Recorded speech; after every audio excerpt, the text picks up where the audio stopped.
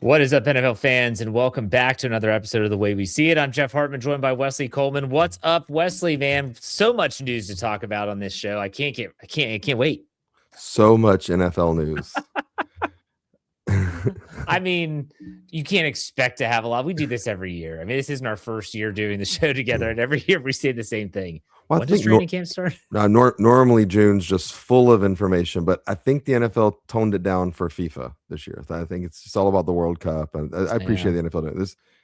No, this is a dead zone. It's Are you into the World Cup? I got to ask, just out of curiosity. I mean, are you questioning my patriotism? Well, I guess if we're labeling it as patriotism, I'm not much of a patriot. No, I'm enjoying the World Cup. I think it's fun. I would not want to be a full-time year-round soccer fan. I mean, things that I hate about the NBA, I hate them even more about soccer. But no, this is fun and interesting, and it's pretty cool with Lionel Messi. Like he's near the end of his career, and he's right out playing as the best soccer player in the world, which is insane. It is insane, but we're not talking about that football. Nope. We're talking about American football here, the NFL.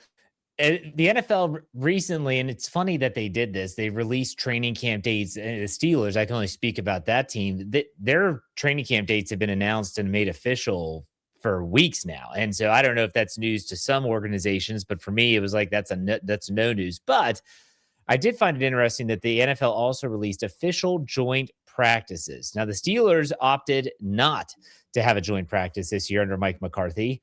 Are the Saints participating in a joint practice? I think the Saints are going to have multiples. Really? And then, the Saints have always liked the idea of it. I think there's been a few times in the last couple of years the Saints were supposed to have them, and they ended up getting canceled. Mostly because of the Saints not once the teams realized that the Saints weren't very good and it wasn't going to help them get better. I was going to ask you one thing, just when we were talking about the training camp dates. There are a lot of teams, or some teams have the rookies showing up anywhere from 1 to 7 days before the veterans. The Saints and Steelers are two teams, and actually we're mirroring July 28th is our day for the Saints and Steelers, when veterans and rookies both show up on the same day. There already is a rookie mini camp? Like, is there really a reason to have rookies show up? I would get 1 day early. But some of these teams are 3 and up to 7 days early. I mean, the Broncos have them 6 days early. Raiders are 5 days early. The Dolphins are full 7 days early for rookies, and so are the Seahawks. Like, that seems weird, right? It does. And I'd have to go and look at those individual teams and what they do with their rookies. So to give you the example with the Steelers, now I'll let you speak on the Saints. They have the rookie mini camp, and those rookies have been in the facility the entire time. And even after OTAs and minicamp wrapped, Mike McCarthy talked about, we still have rookie camp again afterwards. So my guess is the Steelers say, well, we're just going to keep these rookies after the workouts. We're going to continue to work with them. Go enjoy your vacation, and then we'll see you when everyone else reports to training camp. So I think they just kind of do it on the back end of those offseason workouts. Right. Do you know if the Saints do it the same way? The Saints do, but also, I mean, I know the Saints have kept them there and all, but also, I think my biggest question is, you're going to ask these people to bond with the rookies for 3, 5, 7 days. How many of the rookies are going to still be on your team later in the year? Like, I want these people bonding with their position groups. I want the people bonding with the offensive and defensive players, not a rookie on defense that's not even going to make the practice squad. Like, I don't know. I think it's interesting to try to give them 7 days to really bond and like form these close friendships for people that probably they're not going to talk to or see maybe ever again. I mean, you see Hard Knocks and you see these players, and they're really tight. Next, one of them gets cut. Right. Like, damn. Like, you end up pulling for some of these players, even if you have no vested interest in the football team, just because it is a human and they're trying their best, and they might have a great personality and then rip your heart out, Kind of between those things, do the Steelers, any of the players get together and have like off-season workouts on their own? The Saints were always known for, Drew Brees is known for flying all receivers out to San Diego, where his off-season home is, and getting big workouts together. And actually, this year, Tyler Shuck has coordinated with Drew Brees and is going to do his own version of that in conjunction with Drew Brees. He's kind of giving him his lifts, the workouts he likes at the same facility where Oh, Drew cool. Brees did his offseason workout. So it's Tyler Shuck's following in the right footsteps. But are the Steelers kind of known for? I mean, some Aaron Rodgers is do is Will Well, Howard going to do it? last year, Aaron Rodgers had players out to Malibu, California, and they worked out during this lull. And we only got like a couple pictures. It was like, okay, let's get everyone together. You had all the receivers, Aaron Rodgers there, throw up the peace sign, and then we're out. And then you didn't see videos, you didn't see any interviews or anything like that. I don't know if they'll do that again or not. I do know in the Ben Roethlisberger era, he was known for taking his offensive line down to one of his homes in the South. One of them was in Georgia. He had another one, I think, near Florida, and they would just spend time together. They would do some football. Just do mushrooms and trip I together. thought, I honestly thought, honest to God, I thought you were going to go in another way. When I mentioned Georgia, I thought you were saying they were going to go another way. But no, I don't think there's anything that has been made public about those type of workouts. I'm sure that they'll happen. It's interesting because I think sometimes as fans, we're so starved for football and news and information. And we're like, oh my gosh, they're working out together. It's like, yeah, it's more bonding than it is getting a leg up, you know. I mean, it's just getting to know the player. And that stuff, but that stuff's gonna be important, like when Sure. the rough season.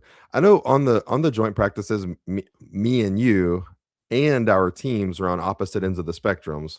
The Saints actually have scheduled, I thought it was all three, but they've scheduled them with the Jaguars, the Cowboys, and the Rams. They have three joint practices, which I've never heard of a team actually. Is this leading up to preseason games? Yes. Okay. So the Jaguars and Saints are in Metairie, Louisiana. The Saints and Rams or the Saints and Cowboys are in Oxnard, and then the Saints and Rams are in LA before preseason games and all. But I like it, especially when like this is potentially three teams that you know a lot of people would predict to be in the playoffs, and kind of get out there.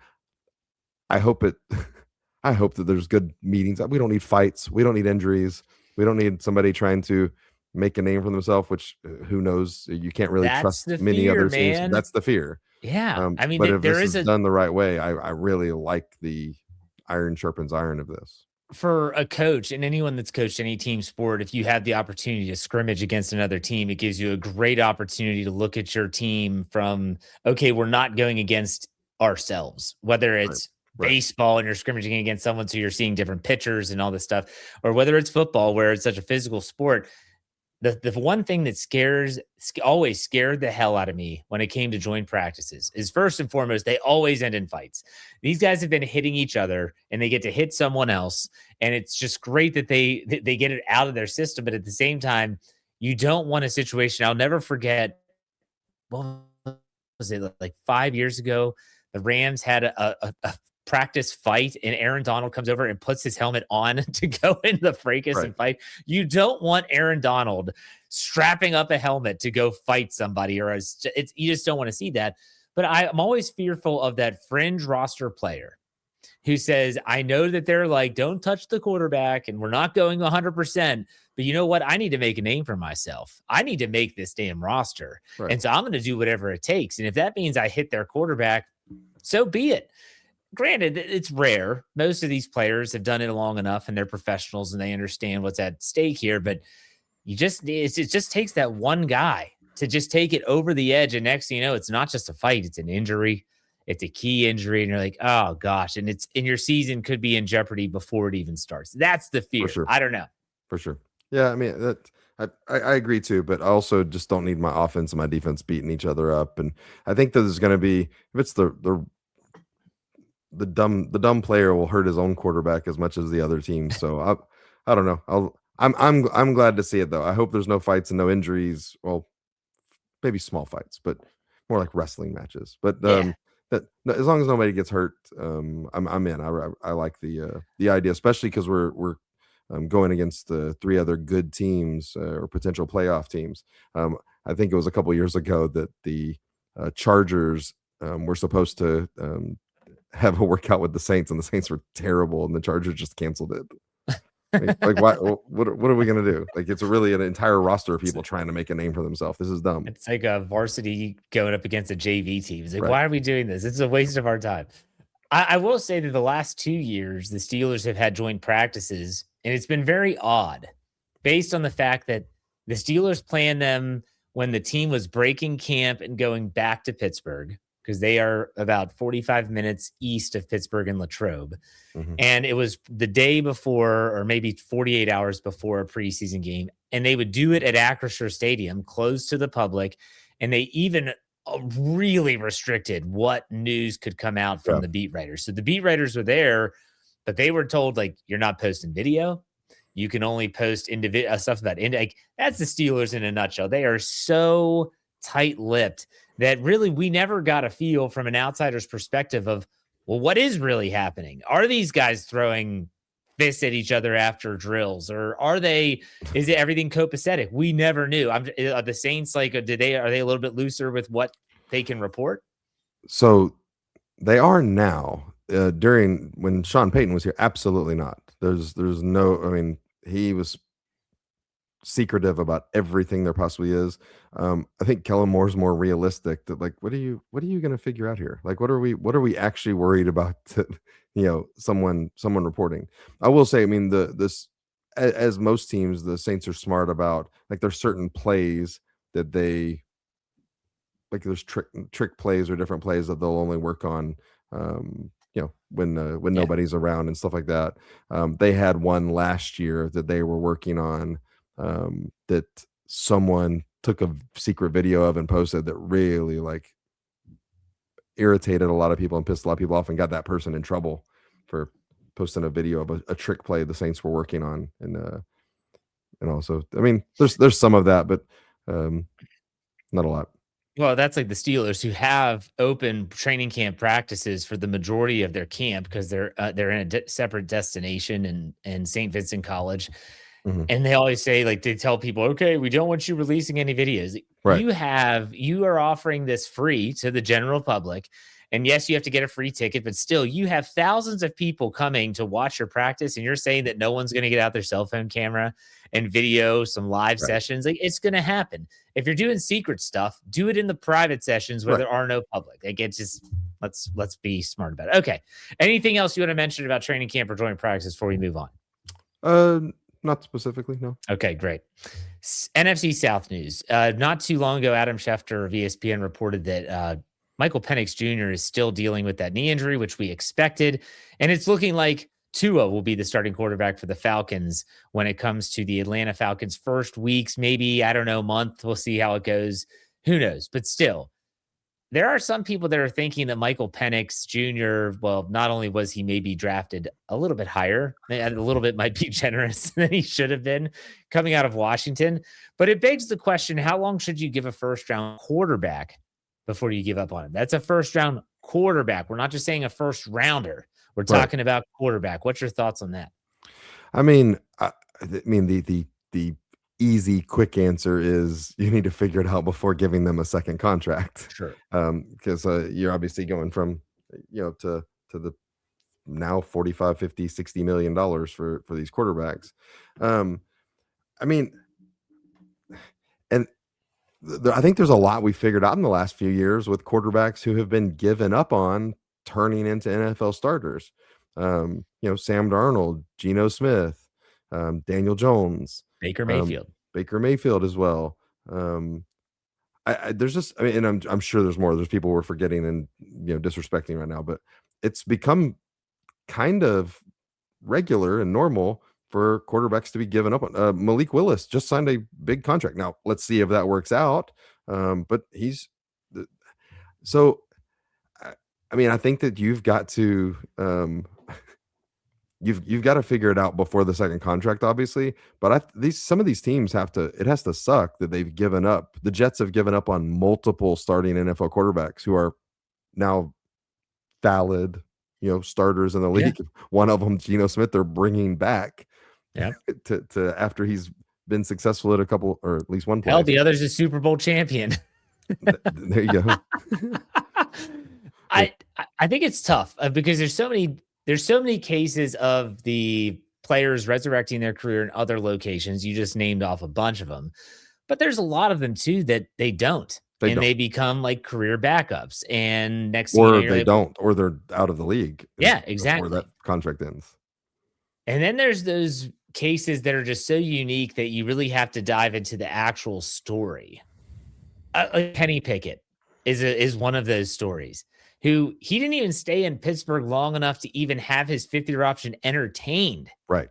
They trade him to Philly. Yes, he wins the Super Bowl. Blah. Anyways, he ends up getting cut. What goes to the Cleveland, pulls a hamstring, doesn't even play, and then goes to now he's in Carolina, I think. Yep. He's on like his fourth or fifth team, and he got drafted in 2022. Like, it's absolutely insane. That tells me that maybe there's something with the individual and not so much as play on the football field, but there are those cases. I don't know. Yeah. And I'll say in particular, we start off with Michael Penix. I, as a Saints fan, want Michael Penix to stay in Atlanta. um, I we had I've just watched him play, and he's not good. Um, and you can go look side by side, like per game numbers, and it's so funny with people were hating on Spencer Rattler so much because his terrible record of 1-9 or 1-10, whatever it is. His and Michael Penix's numbers are really, really similar, but Spencer Rattler was playing with a training camp team. And when the Falcons signed Tua, I told Saints fans when they were like rejoicing. I'm like, I don't know, like that's an upgraded quarterback for them. I don't think you're gonna like that as much as you think. I mean, we want Penix to be all be bought in on Penix with no competition. No, that's his job.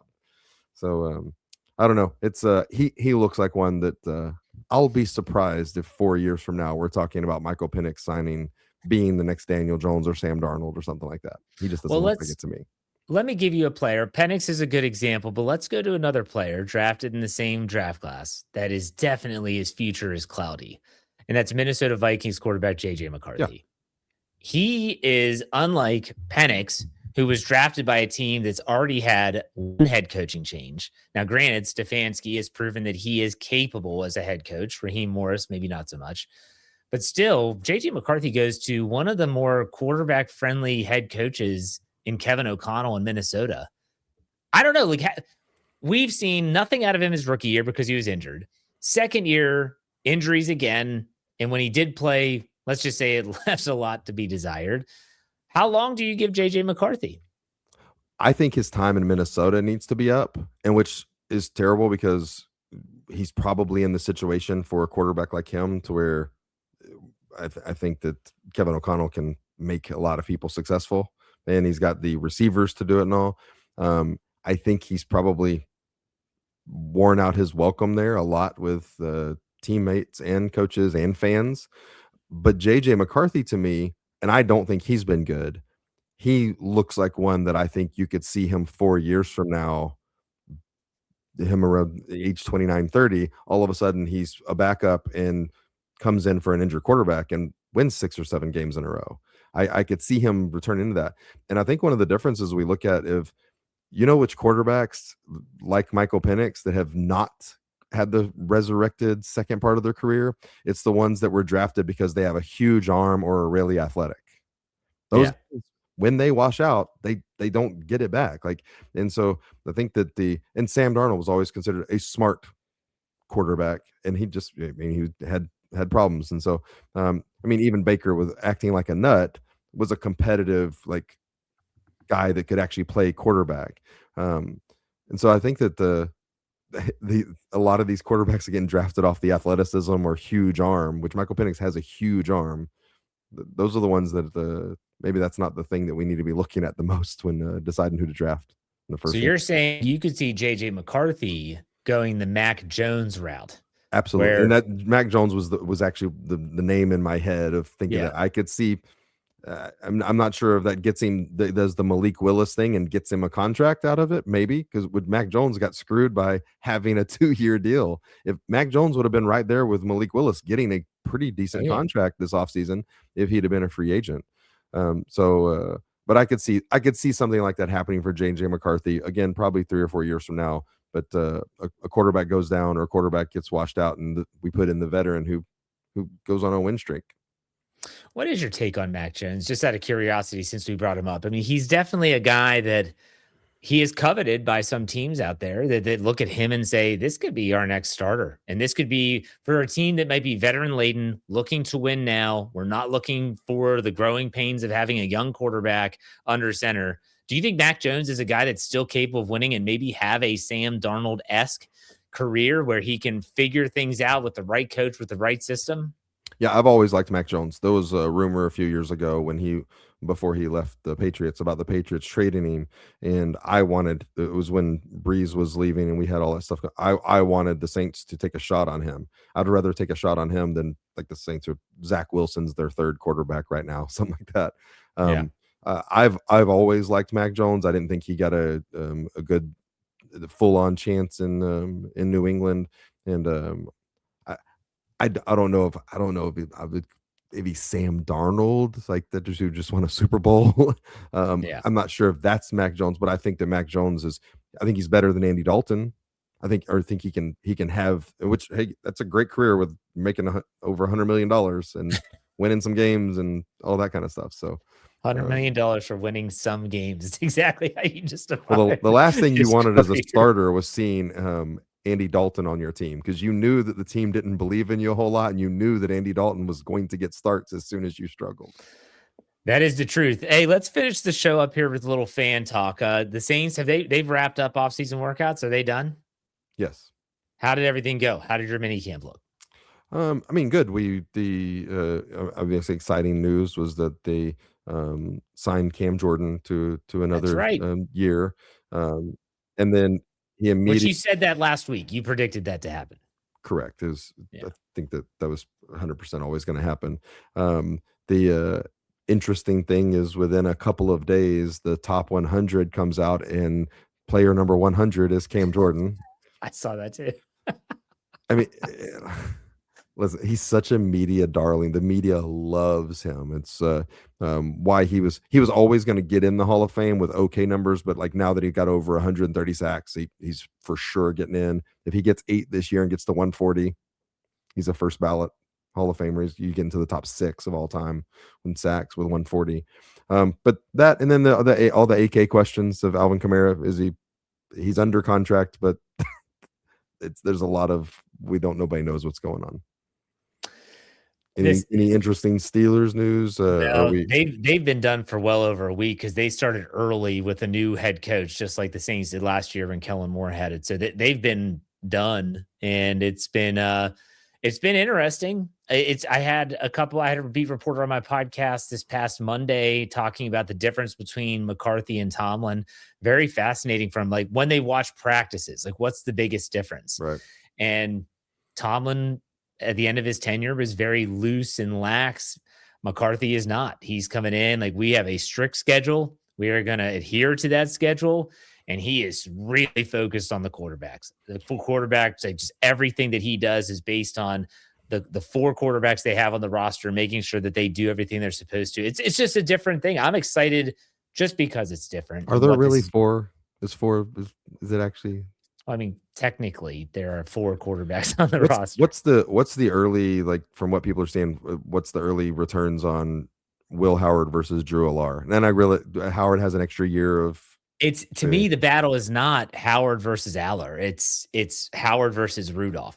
That's the battle. Drew Aller is going to be on the roster, and they drafted him in the 3rd round. So unless he gets hurt, and they're like, oh, well, now we can just stash him on injured reserve, and we go with these 3. If Will Howard can beat out Mason Rudolph in training camp, I think that they're going to say, okay, we can go with a cheaper guy. We could maybe trade Mason Rudolph to a team that is looking for a backup or some quality proven depth, or we cut him. Either way, they did it with Landry Jones back in 2018. And then they move on with those 3 quarterbacks. But if they don't, and Mason Rudolph proves that he is better than Will Howard, I think Will Howard could be the one that could be shopped around to a team. I don't know. I don't think that goes over well with Steelers fans if Will Howard gets given up on or booted. Oh, it wouldn't go over well at all. But at the same time, I don't think Mike McCarthy gives a crap if it. I think and me and you haven't talked about this, and I have no idea if you're going to just say this is crazy. I've been on the early prediction. I think that Caleb Johnson gets cut. I don't think he makes the team. I And actually predicted that. if they let Caleb Johnson and Will Howard both off the team, that would look terrible. Yes. And I don't think that would happen. I think if anything, I think the Steelers organization is sitting there, fingers crossed. Okay, let's have Will Howard really show up and We show need out. Howard and an Aller Yeah, next year in a competition. Like right. And you so need to set that up. if you look at the quarterback position for the Steelers, so you have Rodgers last year, QB1. If you can get Will Howard to be QB2, Aller's the QB3 emergency quarterback, great. Let's roll with it. And if Howard goes down, or if Rodgers goes down, then okay, you're dealing with backups no matter what. And then next year, if they draft a quarterback early, you have a third year Will Howard, a second year Drew Aller, and a young guy that's not going to be thrust into the starting lineup right away if you feel like he's that type of player. I just think that's what they feel is the best case scenario. I'm not saying that I think that is the best way for the Steelers to move forward, but still, I think that's what they're hoping for. So I think Mason Rudolph might be the odd man out. Yeah, I agree with that. Yeah. All right, man. Well, this has been a good show. Next week, we're going to talk about some of these burning topics around the league in terms of different news and notes around certain teams, players, and projections and stuff like that. We'll talk about that next week. But why don't you let us know what's going on with the Dome Patrol podcast and where we can find you on social media? Man, we're just making it through. We're actually doing reactions to U.S. World Cup games right now. Just anything that we can do to make it through the off season. But you can find us on any of your streaming platforms at Dome Patrol Podcast. You can find us on X at Dome Patrol PCast. You can find me on X at Wesley13. And then Jeff, where can we find you on X? And can people send in during the off season right now? Can they send in show requests and topics for us to discuss? Would you? They consider could. that? Yeah, absolutely. They could. Where can they get in touch with you, Jeff? At J Hartman, HARTMAN_PIT. If you want to throw us some thoughts that what you want us to talk about, absolutely you can. If you want to find my work with the Pittsburgh Steelers, go to steelcurtainnetwork.com or Steel Curtain Network, wherever you get your podcasts. All right, man. Been another good show. We'll be 1 week closer to football next week, Wesley. See you next week. See ya.